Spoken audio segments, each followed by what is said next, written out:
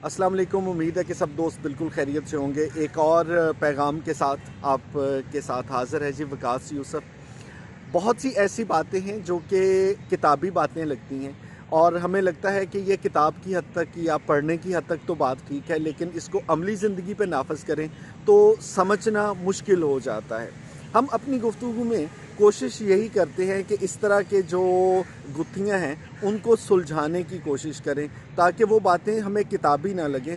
उनको ज़िंदगी में नाफिज करना है तो कैसे करना है ये हम सीख पाएँ। अब मान लीजिए कि ज़िंदगी में बहुत से जज़्बात बतौर इंसान हमारे साथ चलते हैं। उसमें खुशी भी है, गमी भी है।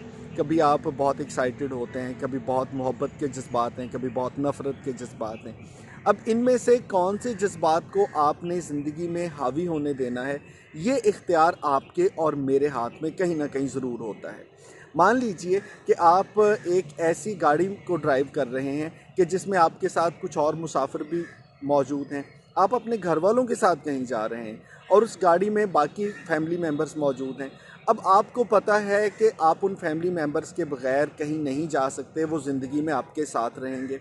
लेकिन जब गाड़ी ड्राइव करने की बात आती है तो आप कहेंगे कि वो बंदा गाड़ी चलाएगा जिसको गाड़ी चलाने में महारत हासिल है, जिसके साथ बाकी लोगों का सफ़र भी बाखैरियत गुजर सकता है।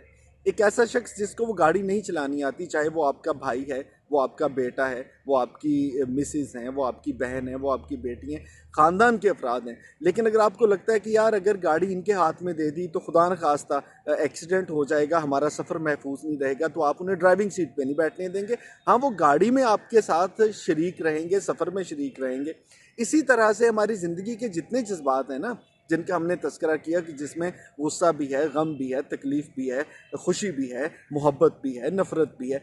अब जब हम फ़ैसला करने की बात करेंगे, जब ज़िंदगी की गाड़ी को ड्राइव करने की बात करेंगे, तो इन जज्बात को अपने साथ ज़रूर रखें, क्योंकि किसी गलत चीज़ को देख के गुस्सा आना फ़ितरी बात है। ये कहना कि गुस्सा ख़त्म कर दें, लेकिन इसका मतलब ये नहीं है कि आप उस गुस्से को कभी महसूस ही ना करें।